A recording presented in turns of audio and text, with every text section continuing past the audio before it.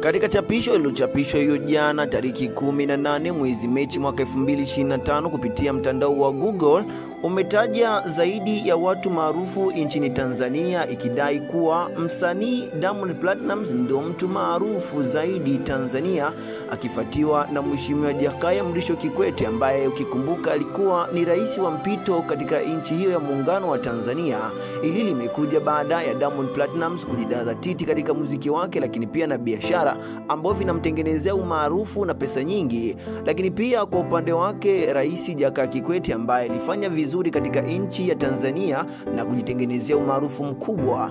Ili tuambie kwa upande wako, je, mtandao wa Google upo sahihi ama ndo hivyo tena tusubirie ukweli unaokuja? Tuambie kwa upande wako, usikose kabisa kutuandikia kwenye comment, tuambie kwa upande wako nani ndo mtu maarufu zaidi katika nchi ya Tanzania. Je, Google imetuambia kweli ama vipi? Twende kwenye comment mtu wangu wa nguvu ambao endelea kufuatilia matangazo yetu. Mimi ni Eric Nelson ambaye kabisa nakuletea makala haya.